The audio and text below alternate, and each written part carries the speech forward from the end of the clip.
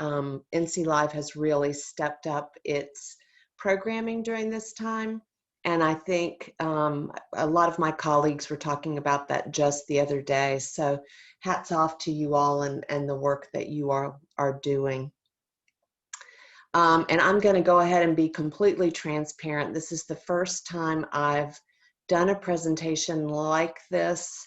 And so please be kind in your comments or surveys or whatever afterwards, and we'll get through this together. It can't be as bad as having to deal with COVID and all the social unrest that we're dealing with, so I think we'll be okay. I am the communications manager at the Orange County Public Library in North Carolina, and I want you to, if you can, take a minute or two and respond in the chat with the name and your position at your library, and your biggest challenge since March, and your biggest slam dunk since March from a marketing perspective. And I asked to hear about both of those because we often focus on our challenges, but I'm sure that even in this time of challenges, there have been some real wonderful results from your hard work. So I'll give you a couple seconds. And then while you're doing that, I'll tell you a little bit more about myself and our marketing efforts at the Orange County Public Library.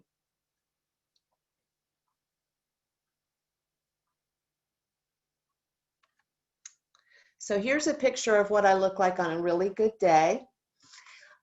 This was pre-COVID outside. I'd had a full day out and about in the community, which is something I love to do. I have been the communications professional. I've been a communications professional for over 20 years. At one point, I owned my own marketing communications business, but I did not land in that career quite on purpose. I actually started with a profession in social work, and I have my master's in social work, which Devin mentioned. I have found that working at a public library is a perfect blend for both of those professions. And when I started at the library in 2015, the vast majority of the marketing being done was about programs. We didn't have a marketing plan, but we did have an outdated logo, some newsletters, and Facebook and Twitter. In my first 6 months, I developed a new visual identity, style guide, and marketing plan for the library. And I tried, doing all the promotions on my own. But after about 2 years doing that, I really felt like I was in social media hell and had no real partners for brainstorming. And so as new staff came on board, I reached out across our divisions to establish a social media team, which then morphed into a team that dealt with all things marketing. And that has been really wonderful for me to have that collaborative opportunity with librarians and folks who are so excited about our services, collections, and programs. So like most of you, we started 2020 with a full slate of in-person programs. Circulation was humming. Donations were being accepted, and community engagement and outreach efforts were growing. In fact, our main library, we have 3 locations, our main library was gearing up for a 10th anniversary celebration. So looking for a real nice opportunity to bring in the public for a birthday celebration. And of course, then the pandemic hit. We shut our buildings and we all started working from home. We knew that community members were anxious and that kids were learning from home and that people were losing jobs. And we wanted to maintain our connection with many of our patrons, with as many of our patrons as we could. As Devin mentioned, in North Carolina, we have significant areas that have no internet connection to speak of, or if they do, it's very unaffordable, or data packages are quite limited. So even though we knew that we wouldn't be reaching all of our patrons, we did dive into virtual programs. and we increased our outbound communications.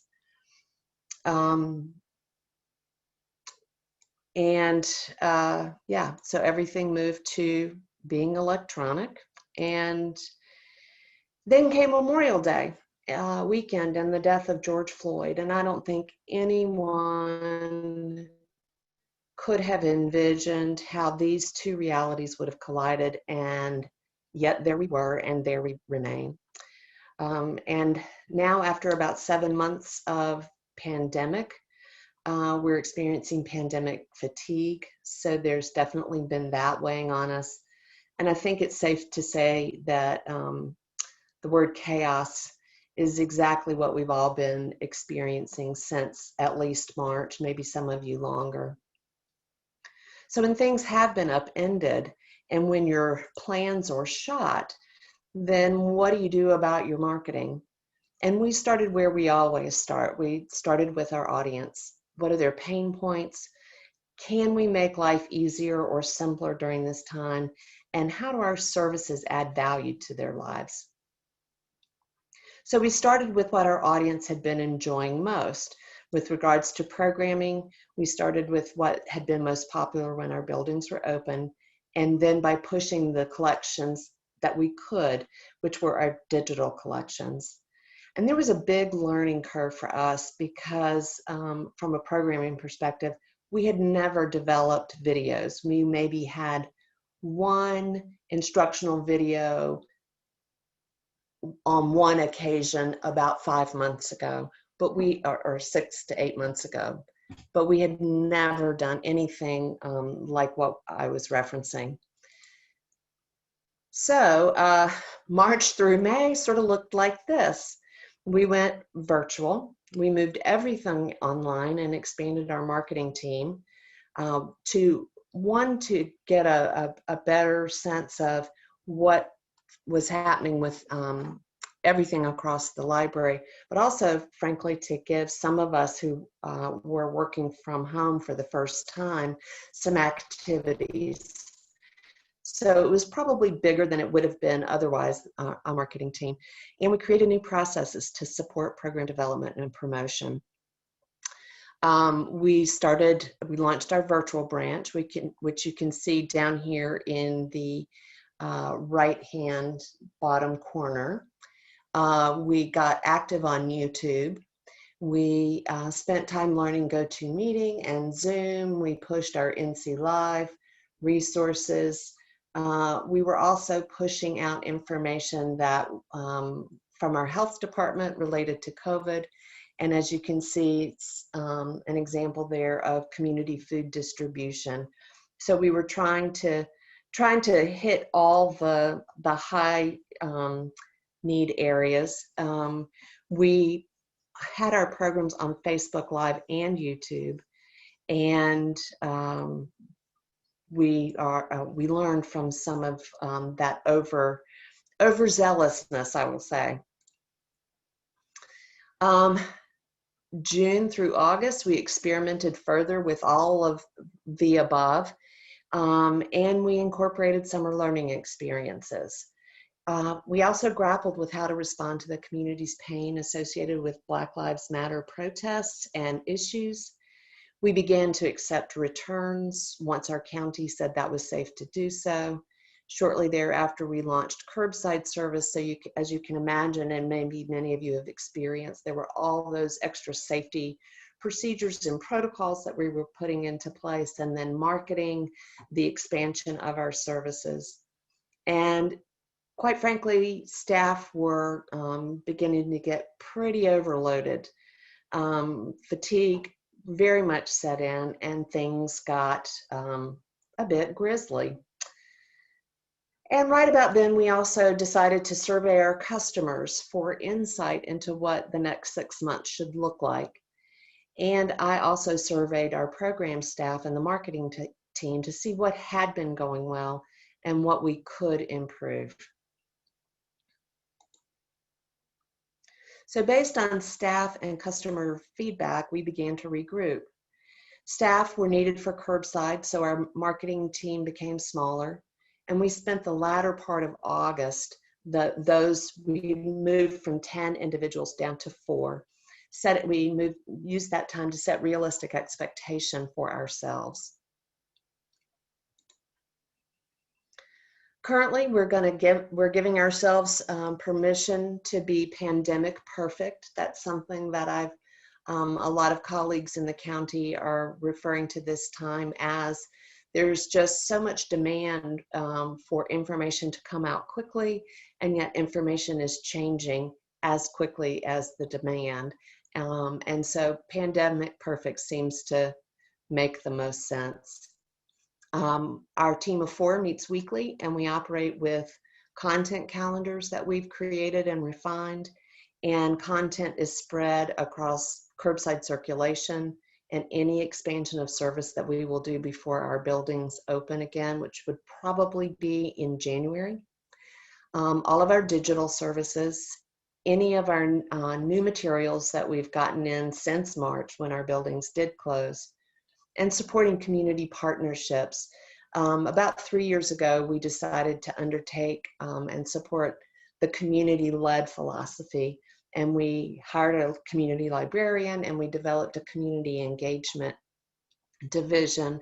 And I'm one of 2 people, well, now 1 person in what was a 2-person division. Our community librarian was promoted to assistant director.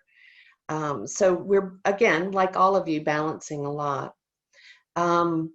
So some examples of that include the sharing of information that we're committing ourselves to between now and December is voting and the importance of that. And I've been working with our local Board of Elections to develop videos around that. And then our social media team puts out information about voting, and that goes out in our weekly newsletter. COVID is still, even with fatigue, and we would all like to think that this is way behind us, but that couldn't be further from the truth. And so we still push out information about COVID and community response and resources to that.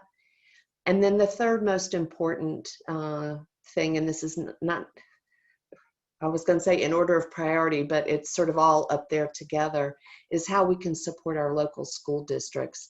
And we do that through the availability of our digital accounts, our student easy access, and educator accounts, as well as those accounts are not only digital, they give fine-free access to our materials.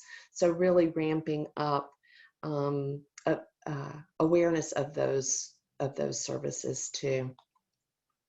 So when I mentioned creating a better set of parameters and we also built in some additional supports for ourselves, the divisions have scaled back program production a bit. And that was to account for the need to help circulate materials with the additional safety precautions that we have in place. We decided to forego Facebook Live completely, and now all of our videos are only on YouTube. And we created a YouTube content calendar to keep our expectations of ourselves realistic and focused and organized. We had developed some project management templates, which we revised to now that we've used them for about 3 months. And we invested in Hootsuite, a social media management tool, so that we could schedule ahead, we could better understand our analytics. And it's also helped to have a strong message from our administrative team to experiment, yet to start small and scale up rather than doing too much and having to step back.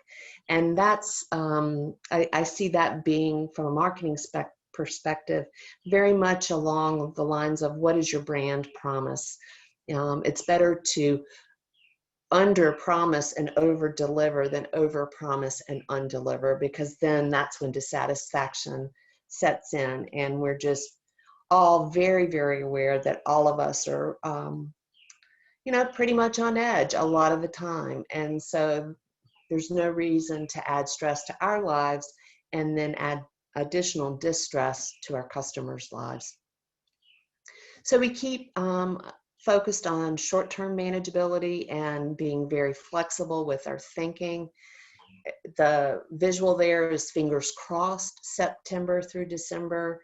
Things could change next week as far as how we're dealing with COVID here in Orange County, North Carolina, or in North Carolina in general.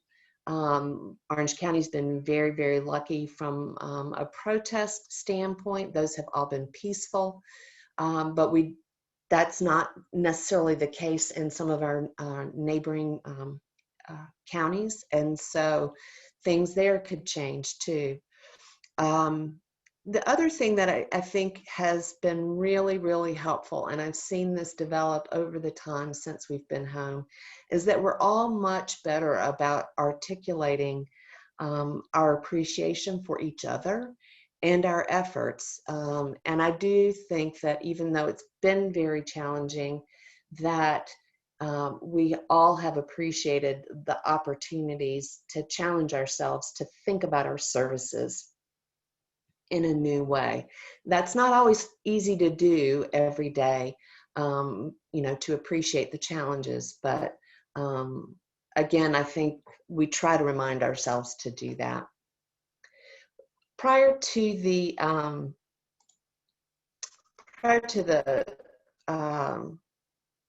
this presentation, I reviewed the answers or the responses in the Google document.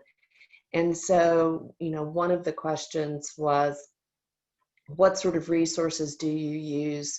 And so I've compiled a group of resources here. Some of them are sort of dated, but they still resonate very strongly with me, and that would be Marketing That Matters. I started in social work, then moved into a small business, and I tried to reconcile, but wait a minute, social work to small business and thinking about profit and how did that, how do I balance those things? And that book helped me an awful lot. And I think it also paved the way for me to feel very comfortable moving into a communications position at a public library. It was sort of like, oh yeah, right, I'm a social worker, I know how to do marketing, and I can make all this happen. And I think, the other books that I've mentioned, Rework by Jason Fried, I think that's really good at this point in time, because that's a book that focuses on evaluating where you are, and that whole concept of not working harder, but working smarter. And I think in the time of pandemic or crisis, that's what we have to do. We have to step back and take a look and prioritize. It's very easy to get caught up in, again, all the demands, especially in a crisis time, but that's not sustainable from a human perspective, and nor is it sustainable from an organizational perspective. Along those lines, I included an article that I read just recently in the New York Times, How to Cope When Everything Keeps Changing. And then to answer questions about where do I get information about marketing specifically, I included, that there have been publications and webinars from ALA, PLA, NC Live. I do participate heavily in non-library communication efforts. I think that's really helpful to make sure that we're not always thinking just in the terms of libraries, because we live in a library, but our customers don't. And so I think reminding ourselves how customers live day to day is really important. Speaking about the library marketing professionals and where I do get some good ideas, there's a Facebook group for professionals such as us, and that's Libraries and Social Media. Just click on that and when we send this out, and you can ask to join that. And then as part of my business persona, I was very dedicated to corporate social responsibility. And what I have found that has translated over to library land, if you will, is that whole idea about being transparent and authentic.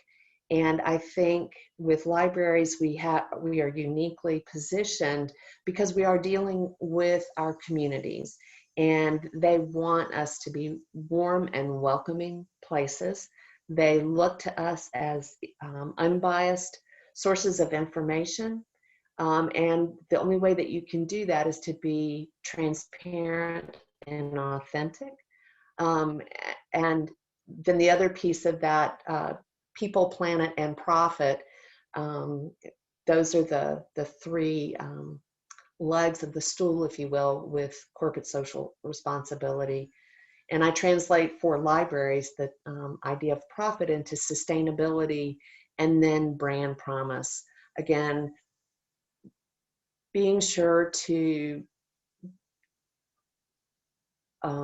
offer what you can offer well, rather than overstretching and then disappointing yourselves and your customers or your patrons, because that's, once you've lost them or you've disappointed them, it's really can be very difficult to get them back. If you spend most of your time being authentic, being focused on delivering what you say you can deliver, when you screw up, they're going to be understanding and go, that's okay, we all make mistakes. And so that's just a smattering of some of the resources that I have found helpful, and hope that you would find those helpful too. So now we can turn it to questions and conversation, if you'd like. I haven't been paying attention to chat at all, so I have no idea if there's anything there. So I'll rely on you, Devin, for that. Yeah, so far we haven't had specific questions. Folks have been introducing themselves, which is great. But we can kind of turn it over to the chat first, and then go into the questionnaire and some of the detailed responses as well. Yeah.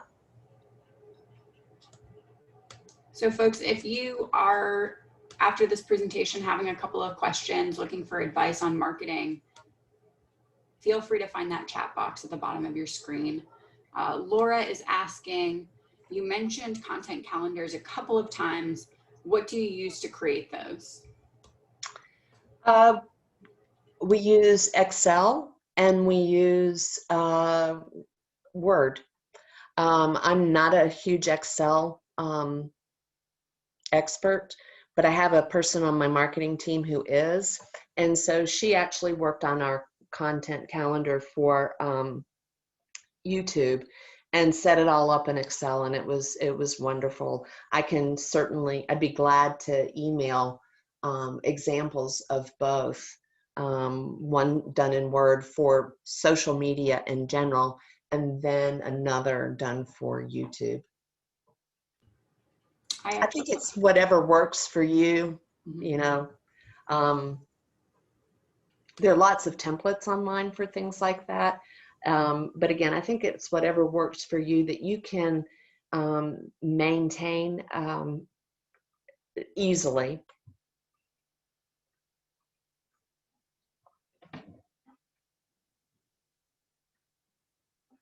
I also mentioned a project management tool, and we backed into that. Our IT librarian, who is the fourth member of our social media / marketing team, which was brilliant to make sure he joined us, because he makes sure that everything can happen from a technical standpoint, where I tend to be more like, oh, wouldn't it be cool if?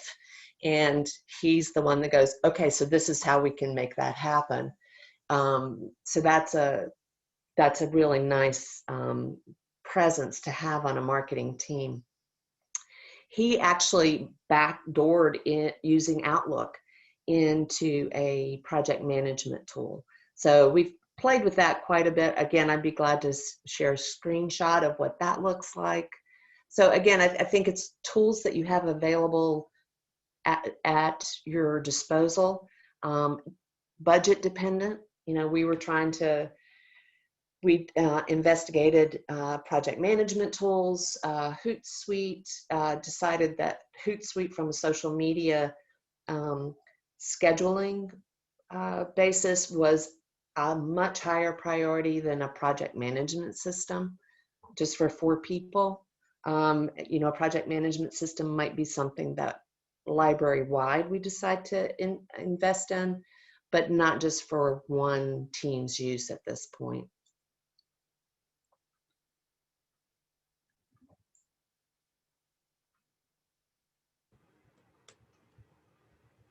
Be glad to answer any questions about, you know, our virtual branch or how we've,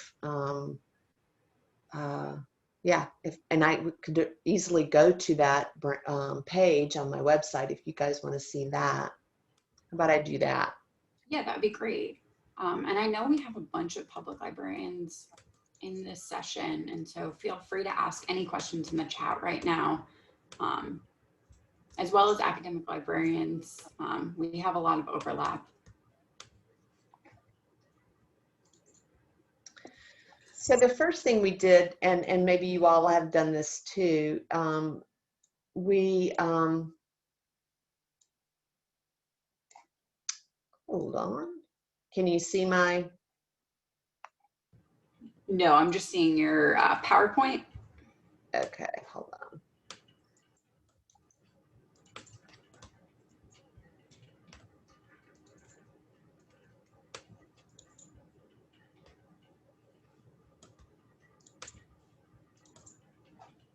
Okay. You go to share screen. Yep. And then I think it's just loading. There we go. Yeah. Okay. So what we did was actually sort of strip this down a bit. So that over here on the left, we just have a link to our curbside service. Over here, the programs that we do have that are available, and then linked to our calendar. At one point, I had a slideshow going on about COVID, and I will probably reintroduce some of that on the left-hand side again, just to make sure that as we move into more service expansion, that people are remembering to, you know, the importance of hand washing 6 feet apart and wearing a mask. Then we wanted folks to direct people as soon as possible to our virtual branch. And then we cut out some of the other pieces that we had, like updates on community engagement and et cetera, and then just put our social media feeds. So really focused on going digital. We have a quick question in the chat. Oh, yeah. We have 2 actually. The first one from Rob asking, how direct have you addressed some of the BLM issues on social media, and have you received positive or negative feedback from that? I'm really glad you asked that. Many of us at the library were very, very eager to be part of taking a stand, publicly putting out a statement. Some area libraries had done that. And we did start sharing some information in social media and in our newsletters. And it was mixed. Some of the information people seem to appreciate, and then we also have a very conservative element in our county that were quite offended. And so because we're a county government department funded with public taxpayer dollars, our administration, our leadership team had a meeting and came up with, we can share whatever else is going on in the county because it's already been basically approved by the county. And our programming, if we decided to offer our own programming around that issue, around those systemic racism, that we could do that, but that we would not share information necessarily from just any old organization.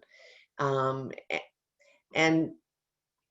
personally, that would not have been my call, but my job is to support the administration in their call. So that was really tough, actually, for our staff to deal with.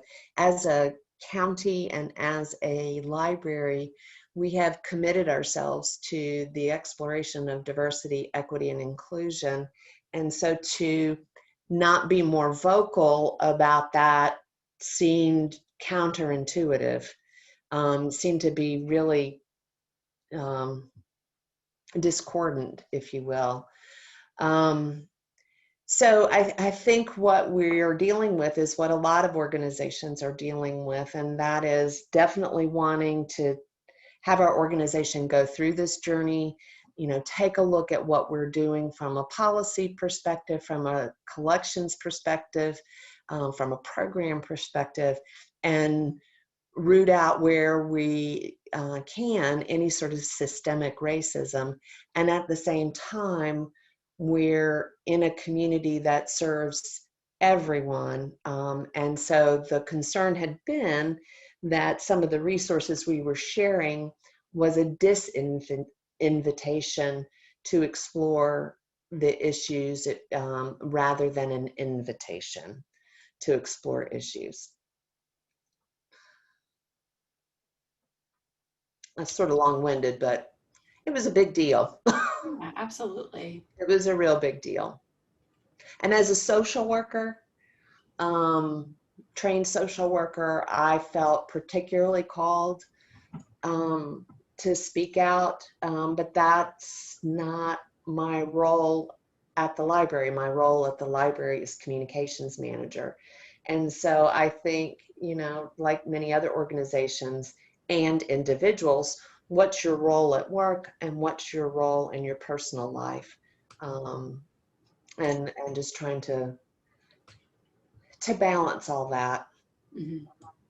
We have one quick question and then a little bit of a longer, more in-depth question. So the first Sure. one is, do you use Canva? Melissa's asking and saying that she's trying to figure out the best way to use Canva system-wide. Yeah, we do use Canva. The challenge with Canva system-wide is when you create a team, then they want you to do, I'm sorry, there's Canva that's free, and then Canva Pro. And I use Canva Pro because I can get more access to templates that I'd like. But most of our librarians already do use Canva individually and then share that information. We sort of run into some problems from an IT perspective countywide. When too many of us use a certain program, we're supposed to have licenses and all that sort of thing. But Canva is such a wonderful tool, and a lot of librarians use it. That's one that, if push comes to shove, we would do what we needed to do, but we're using it in a way that is on our website, in social media. We're not using it for profit, those sorts of things. And but yes, I would highly recommend Canva. And that's all the visuals that you're seeing here. They're all done on Canva. Great. We have a set of questions from Brandy. First one being, can you give an example of a social media post or campaign that performed really well? Yes, we've been part of a county effort. It's called Mask Up OCNC. I'll have to make sure I got that right. But it's been a countywide effort to get folks to post selfies of themselves wearing a mask and why they wear a mask. And then to support local business, we have a winner of the week. And so there were 4 of us involved in that campaign, and still will be for for the foreseeable future. So being aware of businesses losing revenue, the county approved for us, each entity, to get 4 gift certificates from different businesses. And so the winner of the week gets a $25 gift certificate to a local business. And the response has been really cool on all sides. Now, the challenge has been, just like with so many things, is getting the level of diversity that we would like to get. You know, when I mentioned a survey, and our county has been doing some surveys, the challenge is that a lot of people of color are harder hit by the pandemic, and frankly, don't have as much free time to participate in surveys. And so I know our county is actually paying people to reach out to these communities of color because we don't want to leave them out. And so we did the same thing with this campaign. We're reaching out to private nonprofits who serve the Latinx communities, our local chapters of the NAACP, so that you know, so that we can invite a more diverse group of people to participate, both in giving feedback, but also in sharing how they're coping with COVID, for example. And what are some examples of virtual programs that you've done? Well, on our screen, you can see one that's coming up, Wings of Fire. Let's see. So that's a youth services division program that's going to be through Zoom. We tried GoToMeeting and Zoom offers a much greater set of interactive capabilities than GoToMeeting does. So we've stopped using GoToMeetings for any sort of external meetings, and are going to use that just for internal library meetings. And the other reason we decided to go with Zoom is that our local school systems are all using Zoom. And so we wanted to make sure that the platform was something that they were familiar with. So I'll scroll down here. We have story times that have gone over really well, and we have story times happening in 2 of our locations, or from 2 of our locations. Pantry Science, which is geared towards kids K through grades 2. And then we have a book club that had been in person forever, it seems, and we've moved. It's called What Are You Reading? And that's a book club for grades 3 to 5. And we've moved that to Zoom, and we've maintained those. From an adult perspective, starting in October, we'll have Inktober celebration and contest. And so we've devised rules and details that folks can submit their ideas, their drawings online. We had, at around Easter time last year, we had an in-person peep show contest inviting people to make dioramas using peeps. Well, we had scheduled that, and then the buildings closed, so we put the peep show online, and people submitted their images to Facebook, and then, you know, so it's taken some creative juice from our programmers' standpoint, you know, and going, wow, I can do this, but how much time does it take, and how many views am I getting versus how much interaction would I get in a live program via Zoom? So they're the ones, you know, looking at their bandwidth. We're using that word quite a lot these days. Looking at what we can offer, knowing that zooming up, that this right here through our survey, as well as anything on Facebook, people want materials. And so our first priority is getting materials into the hands of members of our community. You're muted, Devin. We have another question Yeah. asking, are you seeing a shift from Facebook to another social media platform like Instagram that is reaching more patrons? Instagram's been our social media channel that has grown the fastest in the shortest period of time. When I started in 2015, we had Facebook and Twitter, and I worked really hard to increase the following there as well. But as a marketing team of one, I was not about to include Instagram, and even though we had a YouTube channel, there was no way I was going to be able to make sure that we had fresh content going there. So it was when I invited other folks to join a marketing team or social media team that we launched Instagram. We did that at the end of 2018, and that's very, very popular. We're seeing steady growth in Facebook. Twitter, I tend to use more for sharing our community partnership information because I can easily tag folks.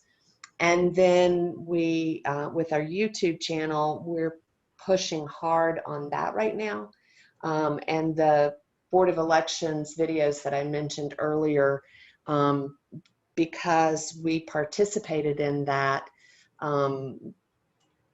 the rest of the folks on the committee were kind enough to say, yes, Libby, you can host those Board of Election videos on the library's YouTube channel. So, and that has shifted too. Before May, we were not using our YouTube channel at all. But now that we have to commit to having fresh content on there, and it's a low bar, but once a week. And if we get more than that, that's great, but once a week at least. And that includes instructional videos as, teaching folks how to use their online account and using our digital resources. We have a question from Brandy asking, how do you track social media statistics? I look at I've been to date looking at the insights on the individual channels, and that was another reason I wanted to get Hootsuite, because they include a social media analytics piece to it, including for YouTube. And since we were dedicating ourselves to having an active YouTube channel, I felt like it was really in our best interest to have the analytics there all in one place, and would save me time from having to go to each service and pull that information.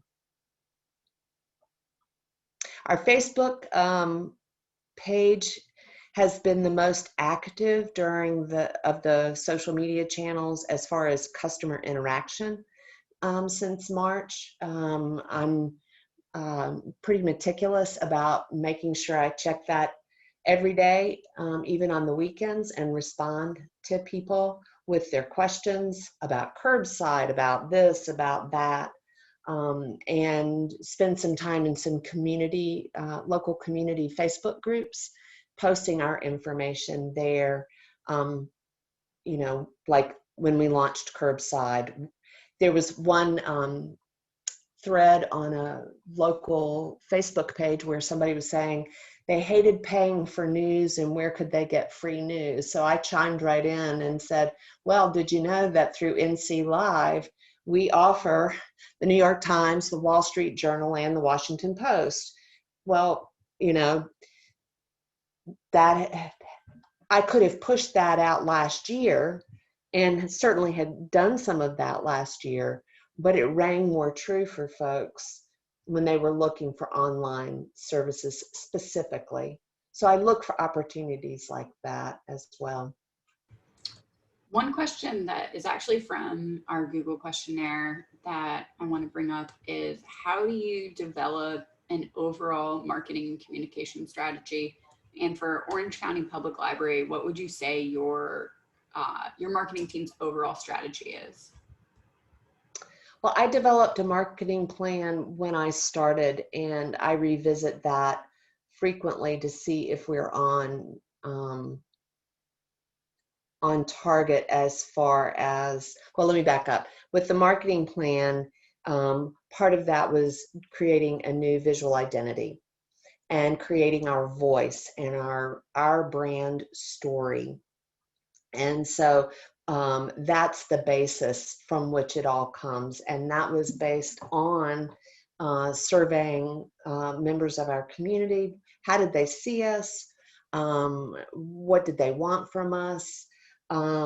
Taking into account that we have services that, you know, anybody in the community could use. And so in some ways it's a bit overwhelming. How do you prioritize? And so that has morphed. Once we had, and that was based off a strategic plan that was in place when I started the position.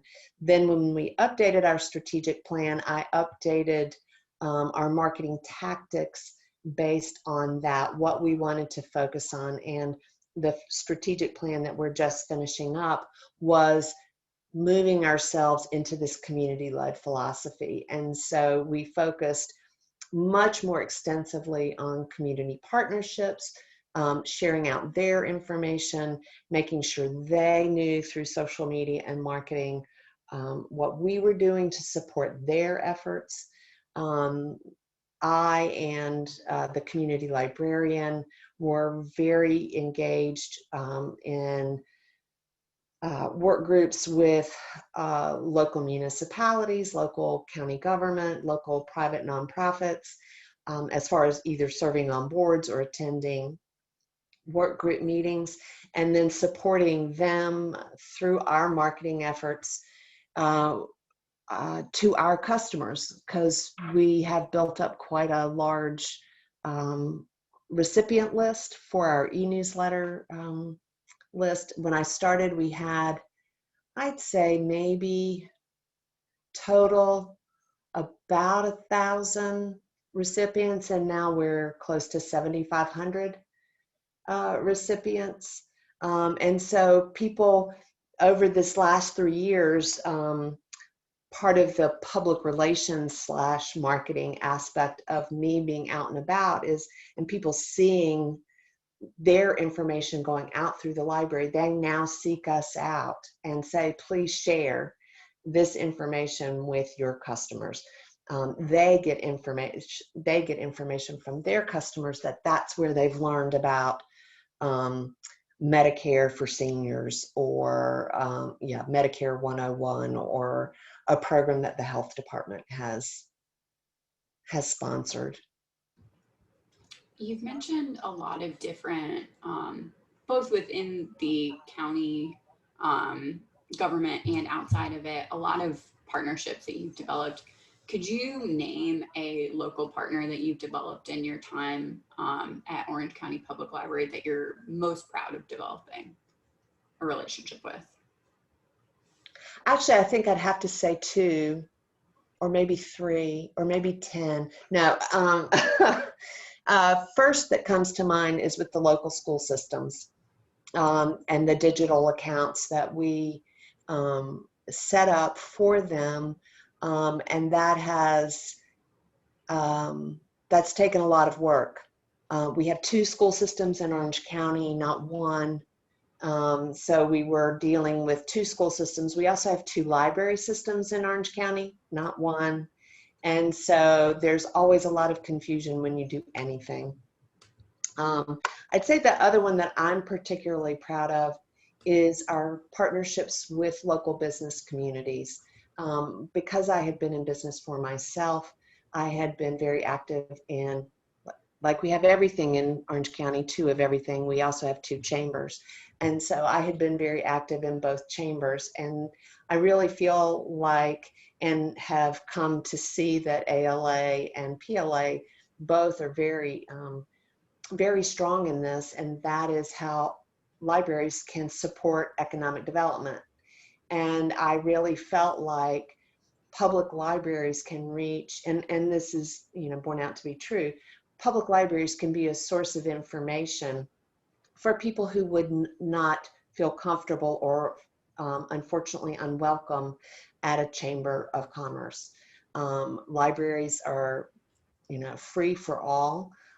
So we look at supporting economic development, everything from workforce development and maybe needing to work with Department of Social Services or getting help, even learning how to use a search engine to find a job, to supporting entrepreneurs with workspace, and as developing the library as an entrepreneurial learning center.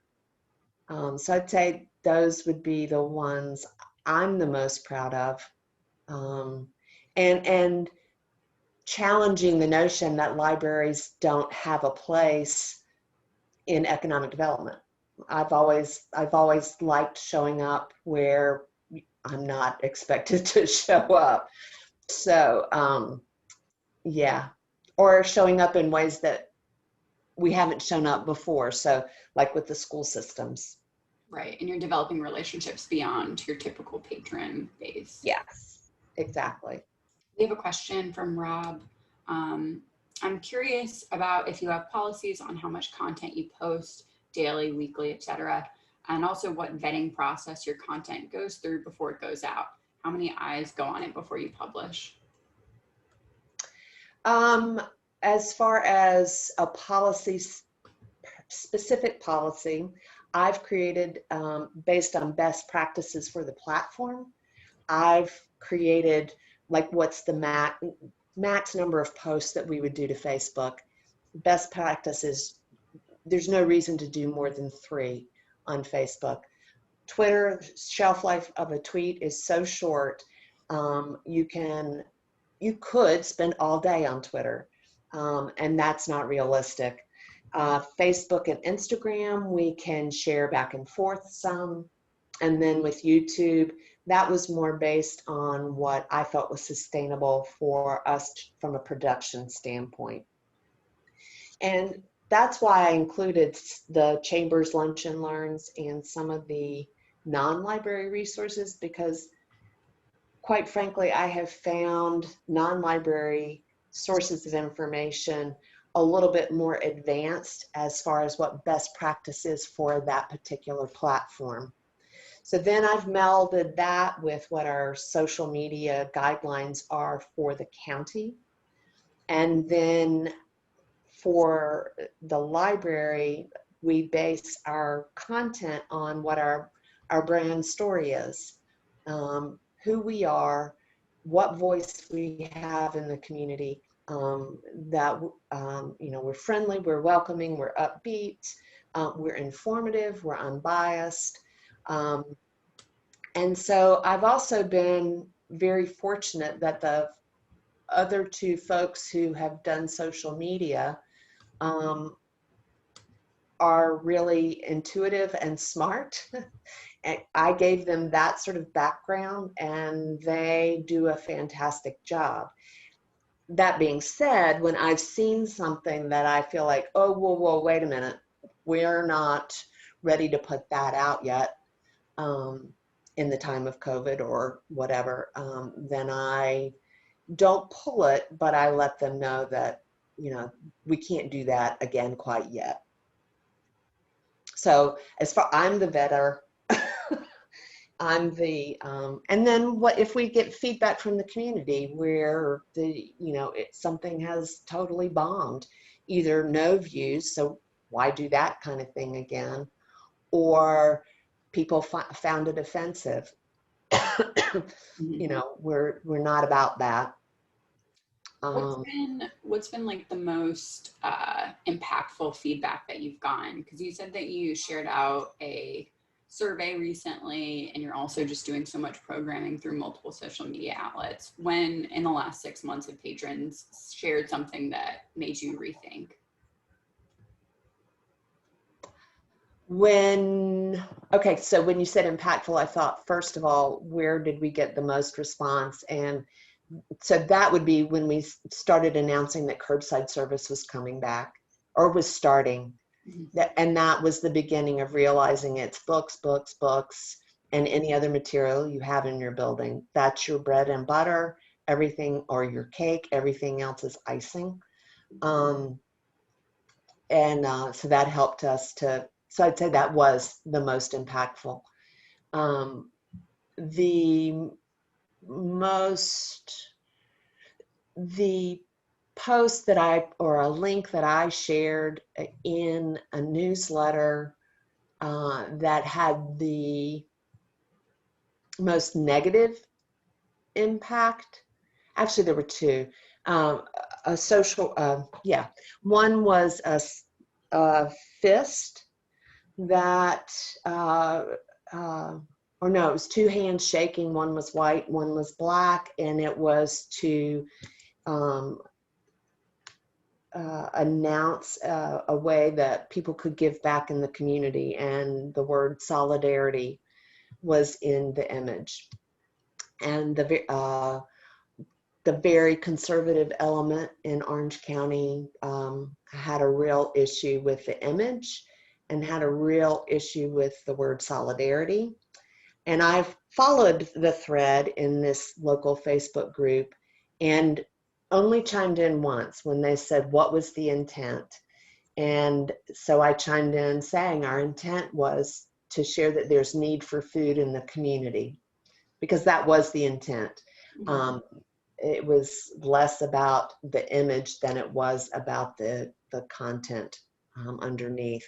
The cool thing about that is that were some progressive members of our community who were also in that Facebook group, and they just, flew into our rescue, like, stand down, we're all in this together, give them a break. And that's what I mentioned earlier. I mean, if you do things right 98% of the time or 90% of the time and you screw up, you're going to be forgiven.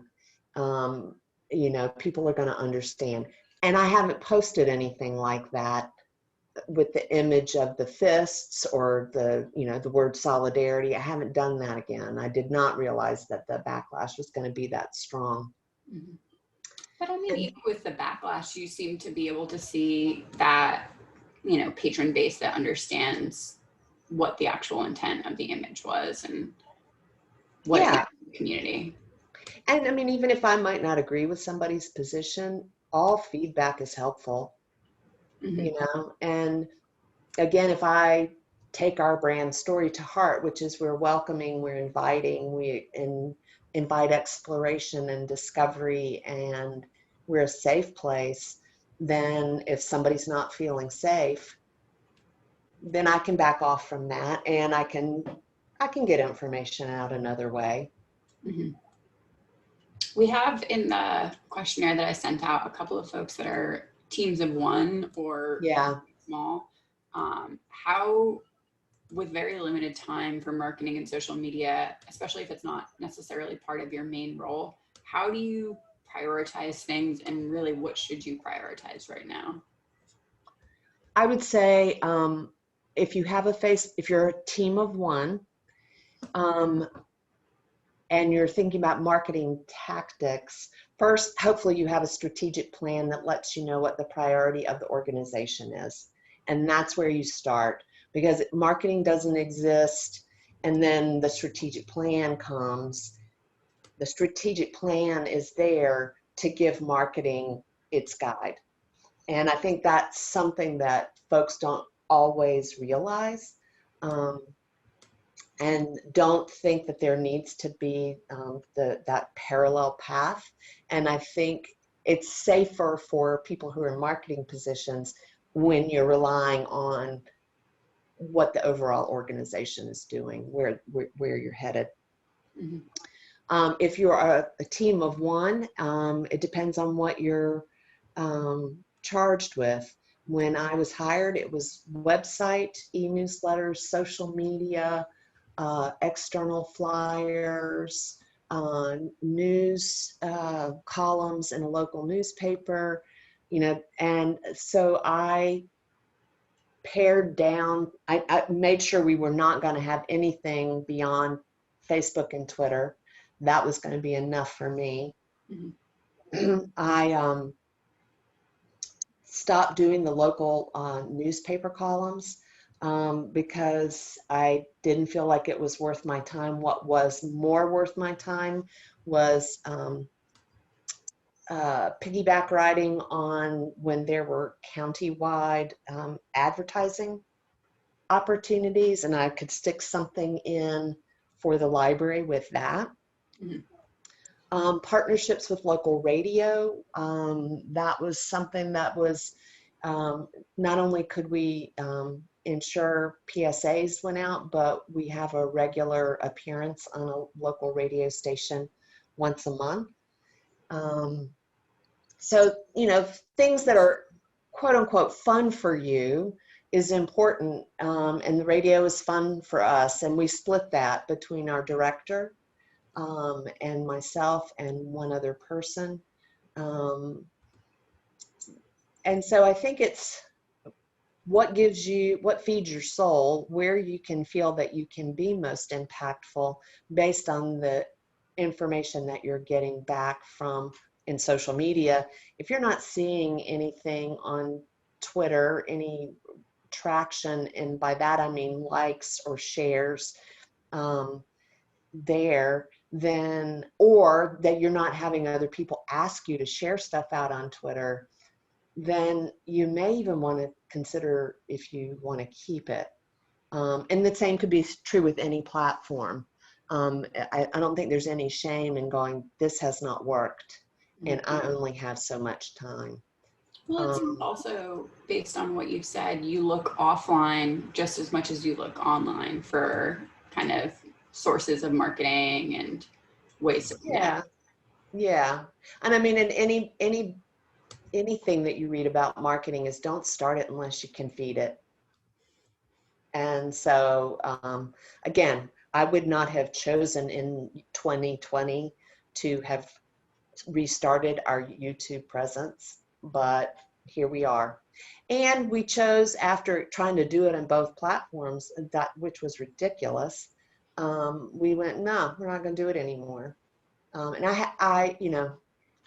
I realize I'm saying that, and that sounds cavalier, especially for somebody who might not have the authority to make those decisions for oneself.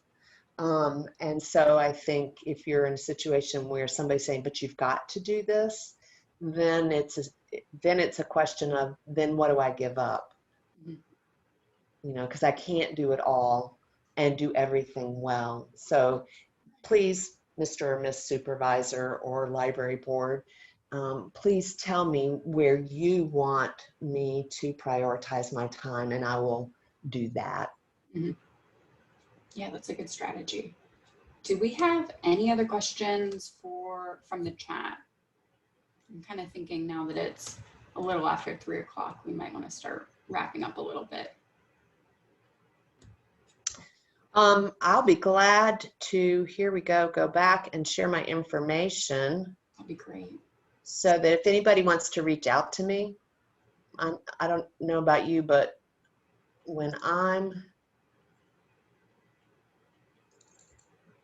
driving home, or maybe at this point it's walking from your office to your kitchen, home office to your kitchen,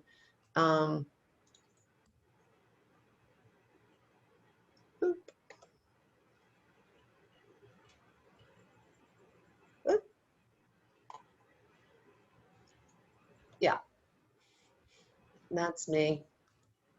And when we email the slide presentation, you'll see that that's something that I was like, oh man, I need to update that. So, I mean, that just goes with the territory, and maybe that's job security.